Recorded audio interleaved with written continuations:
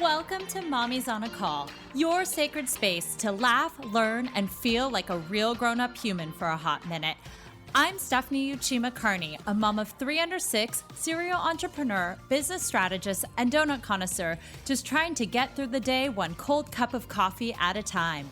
I believe that with more intention, a positive mindset, and self-care, it is possible to thrive in motherhood, business, and life. My mission is to uncover the daily rituals, life lessons, real-life tactics, and favorite tools to inspire and empower you, mommy, to get the most out of life every single unpredictable day. So grab your headphones, tell your kids you're on the potty, and tune in weekly for some laughs, knowledge bombs, and plenty of real talk with real moms, and maybe a dad or two. Welcome to the Mommy Pod. Hello and welcome back to Mommy's on a Call. Today, I'd like to welcome Angela Engel to the podcast. Angela is a mom of 3, the founder of the Collective Book Studio, which is a full-service partnership publisher. So welcome, and it's nice to have you on the show. Thank you for having me, Stephanie. I wanted to start by asking, what is your biggest mom win of the week? Oh, of the week. Okay. Well, I am a mom of 3, so I have to think about what my win of the week is. I think my win of the week is my oldest daughter, who's in 7th grade, almost 13 years old. Her and I had like a blowout fight this week, but the win was that she typed the most beautiful letter of apology. And I read it and I realized within that letter that I had made some also assumptions and mistakes, how overwhelmed she is with school and homework. Then I went down to her room and we just talked. So I think the win is just like slowing down and having time with my oldest. Oh, wow. And on that note, give me a little bit of your family context. How many kids you have, ages? Do you and your spouse or partner work? What's kind of the dynamic there? We have my husband and I are both small business owners and entrepreneurs. He owns an accounting firm here in Oakland, a boutique accounting firm mostly focused on restaurants. He's been doing that for close to 10 years. And I am the owner of a partnership publishing house. So both of us have taken that leap of faith. And in COVID, it's very interesting to be small business owners, both of us. We have three children, all girls. One is in 7th grade, like I said. And then I've got a 3rd grader who's 9 and a 5-year-old and she's in pre-K. And were all of them under the same roof at one time, distance learning or anything? Or did you have anybody out of the house so that you guys could focus on your work? No, when March hit, and we're in Oakland, so it hit really soon. No, they were all here. There was not a lot of distance learning. There was actually pretty much nothing. It felt like for at the time, my 2nd grader and my 4 or 3-year-old or whatever she was.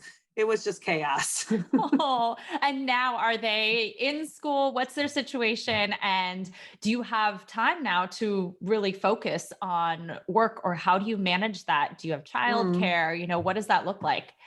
Yeah, I've actually written a lot about this on my blog about getting help in childcare. So my oldest one, she's at Zoom school and very self-sufficient, and she loves it's Oakland School for the Arts. My middle one, we actually decided in June to transfer her to an amazing community Jewish small school that's private for our mental health. We actually reached out and got scholarship as small business owners and Jewish philanthropy. I have to thank them. And she is really happy. She's been back in person since October. And I really think that was the key to our marriage and our success as business owners. And I have to just really thank God for that. And I was going to ask, what about having her away was the key to, you said, your marriage, which is an interesting kind of point to say. So my middle one is really extroverted, similar to me. And Zoom was really hard for her. She was getting really depressed. She was getting angry. And I couldn't manage and sit by her because my husband is in the restaurant business, meaning literally when March hit, we did not see him. He was looking for any type of loan, any type of anything he could do to save these restaurants and his business. And so we kind of like all had a moment, Don and I, and with our girls, that he said to us, he said, I cannot abandon these people. These are my friends. These are my restaurant friends. And I'm not going to. And we just said, They couldn't pay him. I mean, we didn't know, they didn't get the loans, right? Don't remember many of them until May, end of May. And we just went on faith. Okay. And so I saw that if my husband was going to dedicate that much time to work, and then I, at the same time, could have curled up in a ball and said, oh my gosh, I'm running taking a leap of faith. I'm in a publishing house that mostly does packaging and tries to get it sold into traditional channels. Or I could not have a network and launch my own imprint with Independent Publishers Group, Chicago Review Press, and get national distribution, global distribution. And that's what I did. And I literally let my kids watch TV. I told the teachers when they were like, well, Anita's not turning on. I said, you know what? My husband and I are small business owners, and we are going to save our marriage and our livelihood. And that's what we're going to do right now. And my daughter, it's going to be fine. And then in June, when it was like school was out, I hired a camp counselor who didn't have work. She was phenomenal, a college grad who had to come home and live with her parents. And she helped me all summer, and it was amazing. And my daughters, my 4-year-old and my not 8-year-old at the time, were doing tie-dye in the backyard. They got Natalie camp. They were happy as clams. So we figured it out. And at the same time, I also knew to move her to a school that would eventually reopen so that we could continue the momentum and work. What made you decide to take that leap in your business and to go all for it during the middle of COVID, when it's probably for most people would be like, I can't do this right now. Like, let's just take a step back and let's surrender to it. But instead you went full force. And we'll back up a little and talk about your career trajectory. But just during that time last year in 2020, what made you go all in instead of going all in maybe on homeschooling and motherhood and saying like, oh, maybe I'll take a break from my business, or maybe I'll step back? What made you just go for it? I felt I deserved it, to be honest. My third baby. I mean, I had spent time in the corporate world, in the business world. I had done my time. And I was like, no way. This is my time. I'm getting my stride. I'm going to be in year 2 of my business. I'm now in year 3. I was like, I'm in year 2. This is going. And I had seen success. And I was like, I love what I do. That's also, I think the biggest driving factor is I write that all the time. Do what you love what you do. I make books and I create, and I get to work with entrepreneurs and authors and thinkers and designers every single day. That I didn't want to give that up. I only wanted to push forward. Well, let's back up a little, because you're doing what you love, which is amazing. And a lot of moms out there have a passion and they want to do what they love, but sometimes the financial cards don't lay right, or the situation they're in a career. You had a full-time career in publishing and sales, marketing, all of that. Give us your backstory. What did your pre-entrepreneur, almost mom life look like? And how has that evolved over the years? I love my pre-mom. To be completely honest, I love that. What was your pre-mom life?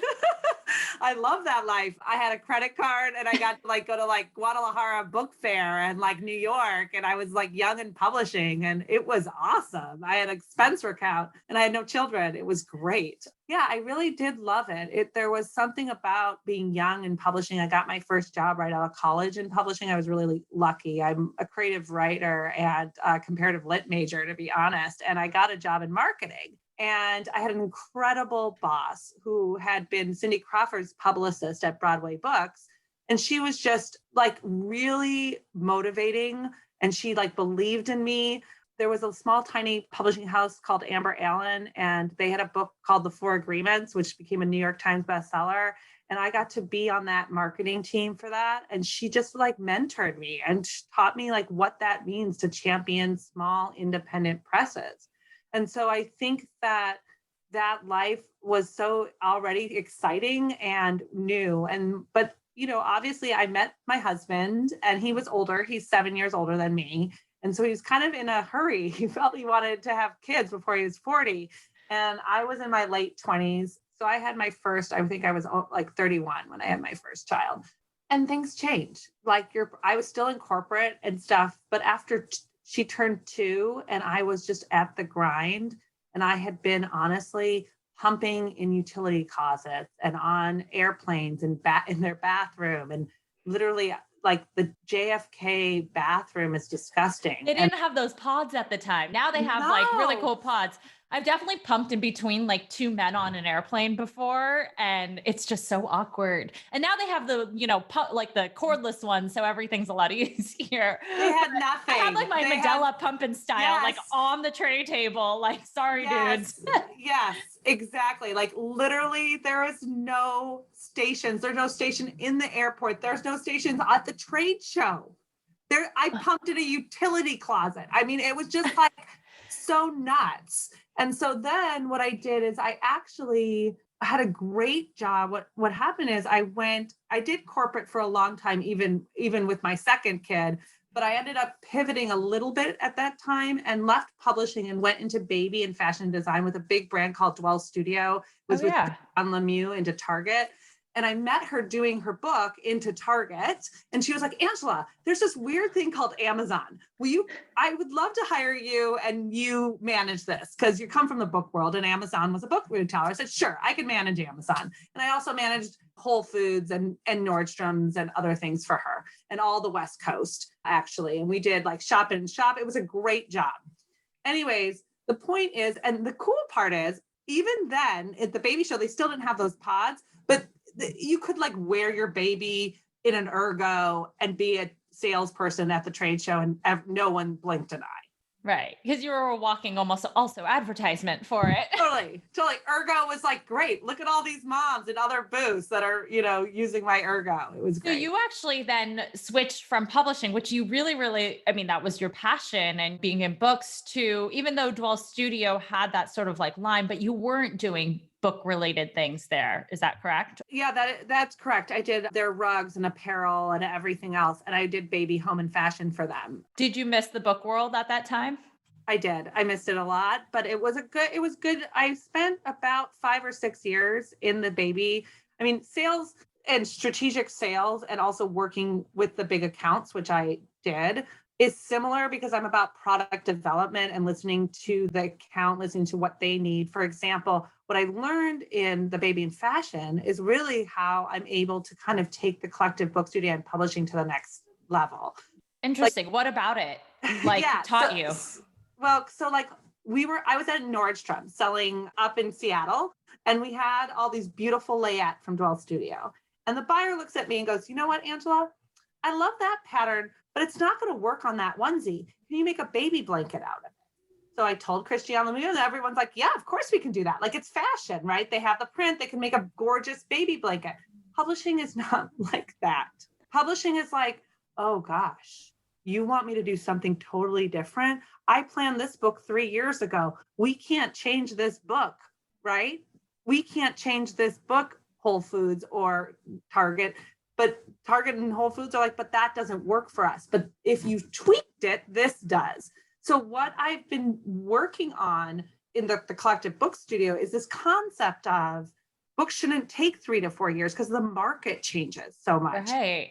And we can't do things as fast as self-publishing, but we should be able to get to market within a year. Also about branding and stuff, like, don't judge a book by its cover, but ironically a lot of people do. And that's how you brand something. If you see something on the shelves at Target, it better look pretty, or else I probably 100%. wouldn't, like, I'd be like, why is that there? Like, what book is this? Yes, correct. Oh, you do judge a book by its cover. And that's, yes. And you do judge it by all things. How does it lay? How does the typography are? How does it feel? Some of your favorite books, if you feel them, there's texture, there's embossing, there's debossing, there's foil. So yes, I think when people deliver us manuscripts, we think, who's the end user? Who is the buyer? And how are we going to make that into a package? And I think that's interesting that you used your experiences and the things you learn from different industries in order to incorporate that all in. Because I think a lot of also moms out there or just entrepreneurs are like, I want to do this. This is my passion. Oh, I have no experience, or I don't know the X world, but they can take different aspects that they learn from their previous jobs and apply it, like your sales and marketing and all of that. 100%. So it's like, when I went back into publishing, because I missed it. So I was in baby and fashion, but even my job was sales and marketing director. And it's grueling. You have to get on trade shows. And I got pregnant with a third baby kind of by ups, right? There's 8 years apart, and a happy ups. And I was at this trade show and I was head of sales and marketing for a high-end furniture brand. And I was tired. I was 6 months pregnant. I had two babies at home. I mean, two kids at that time at home. And I was like, what am I doing? Right. And so, and I missed publishing. I loved it. I had spent over, 12 years within in some of the best places, 10 Speed Press and Chronicle Books, and I missed it. So even if I would say to any mom who's listening, I get it. Like, it's exhausting within any industry when you're always traveling and you're always doing something. So I thought to myself, what if I just quit and I just think about doing something else? And I took this leap of faith, partly because I was lucky that my husband's business was really thriving at the time. He has had some very successful restaurants here in the Bay Area. So I felt like it was having two breadwinners is really important in San Francisco. It's like, yep. I was gonna say, I live in LA, but I lived in SF for a little before the tech stuff, but I get the prices there. I mean, it's like living in New York, any city. It's no, we want two incomes. Yes. It's like, it's definitely, so it was like a huge leap of faith, but I literally quit. And like within 2 weeks, I got a phone call from a fashion baby. It was like, could you just consult? And I was like, well, I'm having my baby in like 4 weeks, but like, I guess I could. And they're like, we don't care. You could like fly to Utah. They were great. They're a great company, Oilo. They're very similar to Dwell Studio. I said, sure, I'll like come and consult and nurse. And they put me up in a hotel and I had a little baby with me and it was great. And I was doing some consulting and kind of like talking to them about brand ideas and how do you get into big retailers and just really just kind of going into their catalog, talking to them, how do you take just a sheet pattern and make it into a baby blanket, really talking to them about how do you diversify your catalog and your brand as well in the market. So that was great. But I was going to ask about, you said you just took a leap of faith. Did you have any plan? You just said like, No. I'm having my third baby. I can't do this anymore. I'm going to take a leap of faith. But did you say like, oh, maybe I'll try consulting, or was it a conversation with your husband where you're like, it's fine. I'll take, a break when I have the baby? I had no plan. I thought I was going to take a break, but I got a call I was like, oh, and my personality, because I had never been not working, right? Like I was 22 and then I'm now almost 40. So I didn't know what that even meant. So when I got the call, I was like, sure, I could do it. My husband was like, well, what does this mean? And I was like, well, let's just go get a Oakland business license. He knows he has his own business. He's an accountant. It was great. We applied. I became a consultant. So, because I got this call in 2 weeks. So that was 5 years ago. And I just became decided to do consulting. And I then got another client, Cameron and Company, which is great, back into publishing. I got This Little Street. She's an awesome self-publisher and did some consulting with her. I did Tra Publishing and consulted with them and helped work on stuff into Simon & Schuster. Like consulting is a really great way to kind of keep yourself in the game, but also on your own schedule. Yes. But did you have like, when you were like, okay, so I consulted this, one client in Utah, did you have kind of a idea of this is what I'm going to quote consult on?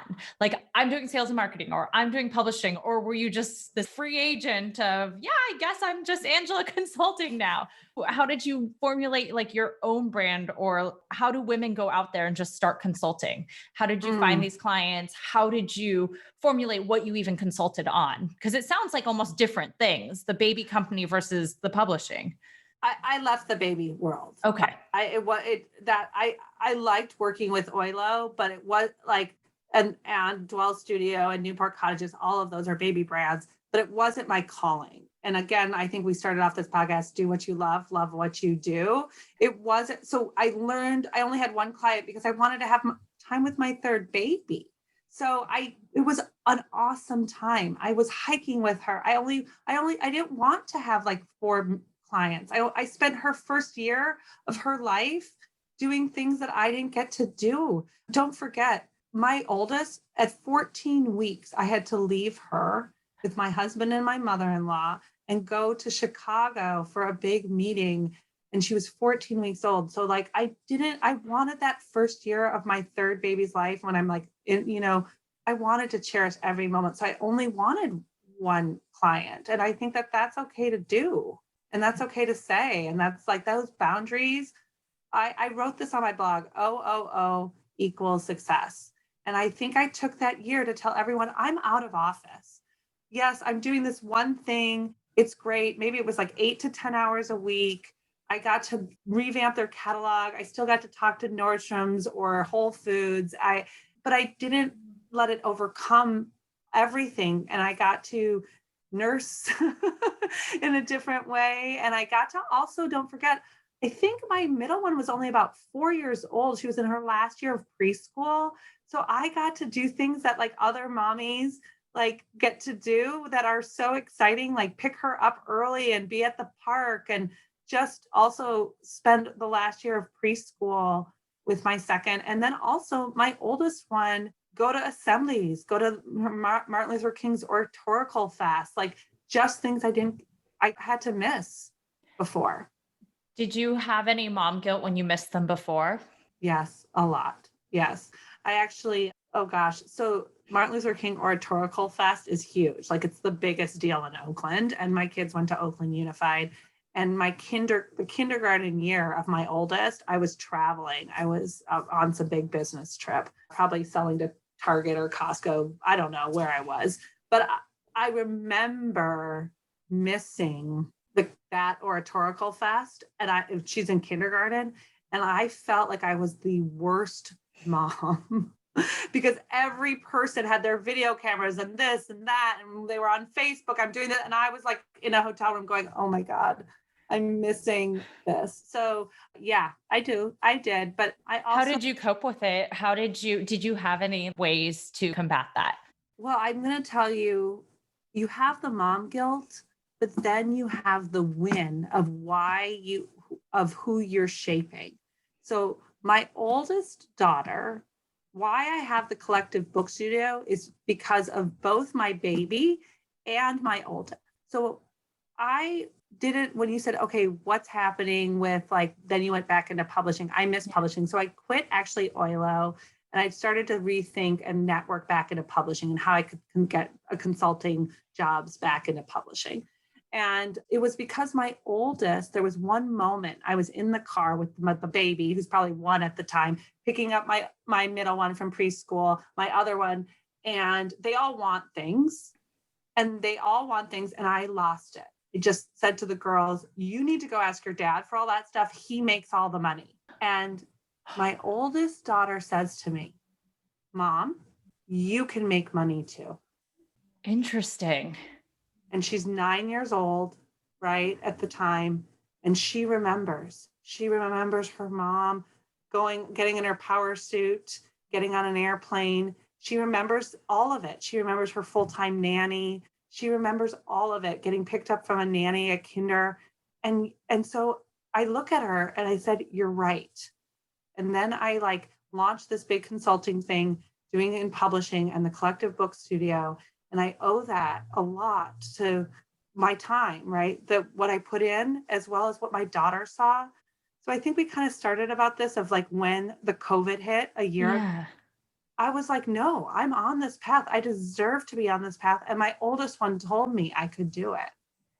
And that was your driving why. And I love that you also said it was the win afterwards. It was, why are you sacrificing this? And what you saw after that made such an impact. Because I think a lot of us, we think of mom guilt in the sense of like, oh no, I can't believe I'm missing out, but you don't realize what the good is by like, you shouldn't have the mom guilt, I guess, because really in the end, there's something else.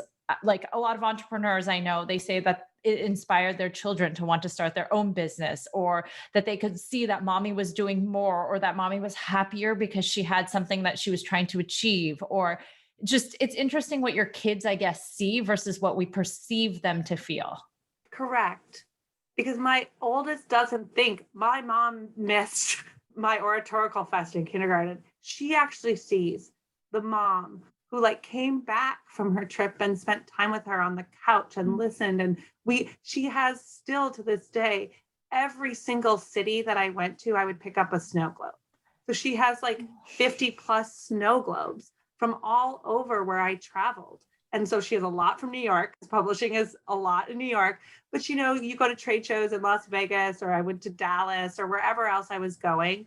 And that shelf is so important to her.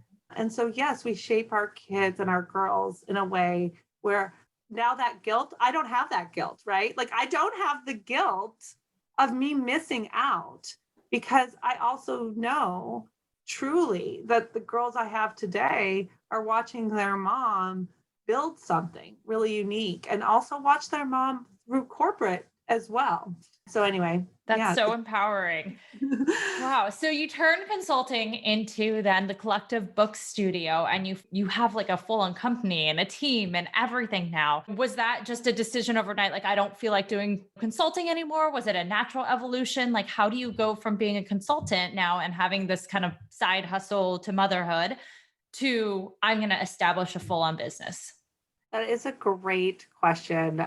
So what I did is I started slowly. I'm brick by brick, like women-owned company. There's no VC or angel backing. So I started really consulting, and at the same time using the consulting money to hire a trademark lawyer, to launch a website, to like do all of the things I needed to do to make the Collective Book Studio successful. I also was working on a project, a packaging deal with a museum that was going into Simon and Schuster's list. So I was able to kind of build up already a revenue stream that was helping me. I used my consulting essentially to help me with the back end.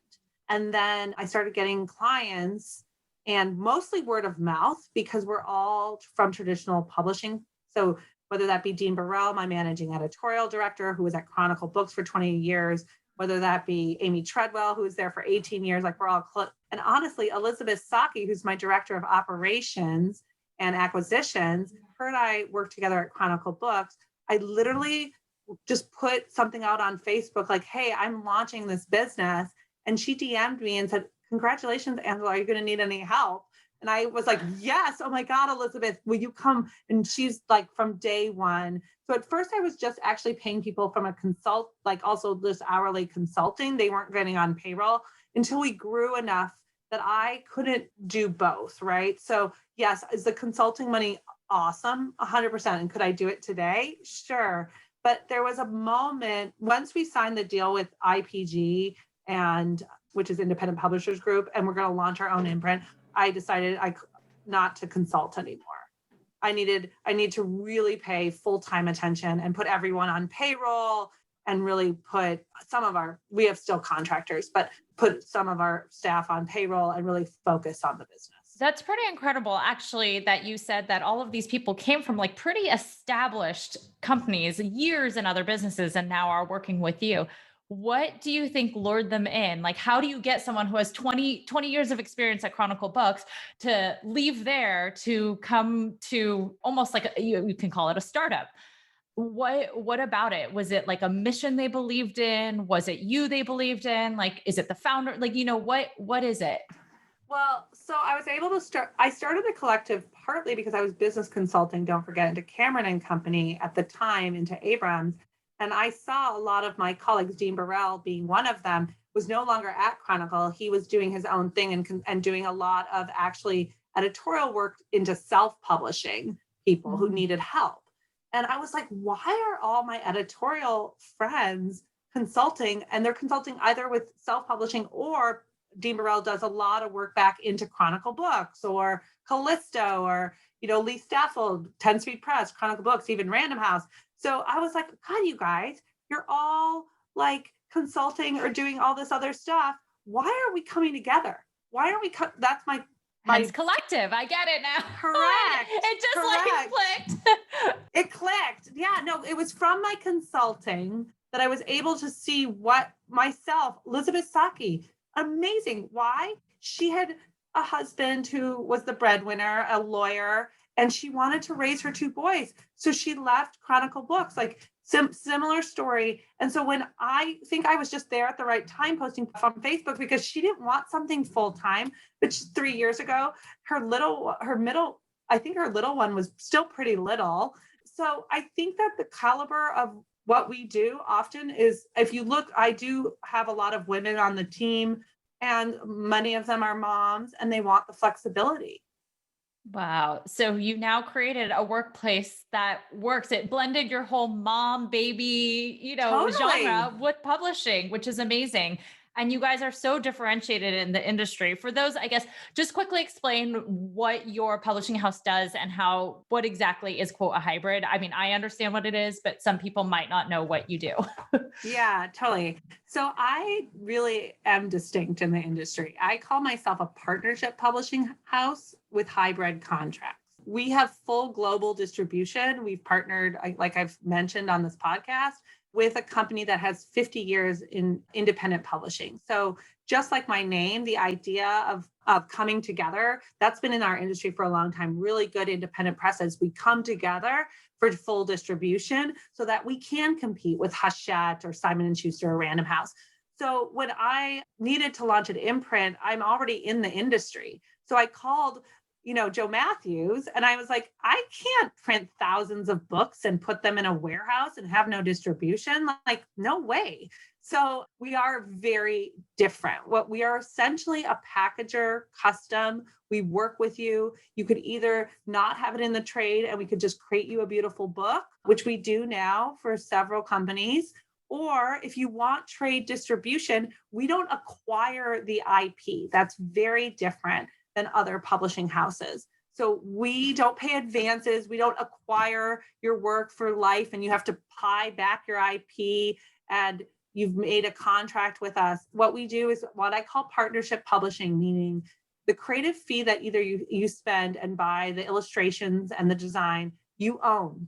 It's yours. Same with your idea, your thoughts, you're collaborative in the project. You have to look for our guidance because, again, a book is judged by its cover. And so we're very picky. And we also only work within the genres that we are successful in and we know how to do. So that means I don't do memoir or fiction. Like it's not what I ever sold. So I wouldn't guide somebody there. It's not fair, but I definitely can give advice for folks, but we don't publish those things. And then, so we publish like lifestyle, food, wine, children, self-help, career development, motivation, like things that I'm good at doing, gift products. So then if you want, you can sign with us. And then we have a sales team where you are being shown at places like Barnes and Noble and Books A Million and Anthropology and Nordstrom's and Costco. And we are your megaphone. We're your sales team. You're in trade shows. Of course, you're on Amazon. But that is only one retailer. It's a big retailer, an important retailer, but it is only one. What about your favorite bookstore? Don't you want to be there? Yeah. Oh my gosh. I have a dream to be, on the pretty table of Anthropology one day, Yes. one day. Yeah, you will. You will. I mean, And then, me too. On the Today Show, all those, no. Yes. Yeah. So we sell, but the difference is that means we don't do print on demand, right? Because we believe the book is an art form. We believe in the package. I say we're really look at a packager. I know this is a podcast, so you can't really see, Stephanie, but I'm going to have to send you a couple copies of our different books so you can touch and feel because they're special. They have foil, they have spot glass, they're special. Well, so now that you have this company and, you have 3 kids, busy building this company and stuff, what do you do in your free time? How do you find time for yourself? And is there any ritual that you have daily that you at least carve out for yourself? This is such a good question. So yes, I exercise. I used to run a lot more. I think as I got older, my knees can't take it completely, but I still run early morning, one day a week. I get up early before the kids are up and I What's go early? Well, 5:36 a.m. Okay, that's not bad. It's crazy. A lot of moms that I've interviewed, their wake up time is 5 a.m. or earlier. Oh God, I have no. one mom who wakes up at 3 a.m. and I looked at her and I was like, excuse me, I'm sorry. I don't 3 a.m. Wow. No. It's like 5:36 and get down to, you want to be really exercising by 6:15, 6:30. And I do the run one day and then I do a full walk another day just to off it. And then 2 days a week, I take during the week, I take like a Pilates or some kind of class. So I really make exercise at least 4 days throughout the work week plus the weekend. So I think that making that time for physical health allows me. I always say when the day I don't do it is actually the day I'm not the best mom or the best wife. Wow. I think it is really important, those morning habits or the just carving out something for yourself. So Yeah, the other day I was so stressed out and the kids were crazy. I said to my husband, I just need some time. So I went to the bathroom, I lit candles, I made a big, huge bubble bath, and I just said, please, no one bother me. And it was like the best. oh, It was like at 6:45 too, like a time where we're supposed to be on, you guys, for dinner. And I was like, wait a like everyone was just, and I was like, why am I doing this to myself? My husband can do this. Like I needed a break. And I just said that to everybody. And you know what? The kids and my husband gave me that break when I said that's what I really needed. well, that's a good thing to be able to ask for that and to not have to like ask for permission. Like, can I go? Like being like, mommy really needs this if you want her to be happy and, Totally. sane. I need to go right now. No. Totally. Well, to wrap things up, I wanted to ask, what is your superpower that you gained once you became a mom that helps you in business, life, whatever that might be? Ooh, okay. So, what is my superpower once I became a mom? I think the idea that I can accomplish anything I'm set out to do. I birthed 3 babies, 2 of them with no drugs. That's the hardest thing in ever. So I think that adrenaline, that will to birth a baby, like has made me. That's my superpower. Wow. And where can we find you online? So it's the collectivebook.studio. Collectivebook.studio is our website. And then I'm also Instagram is at the Collective Book Studio.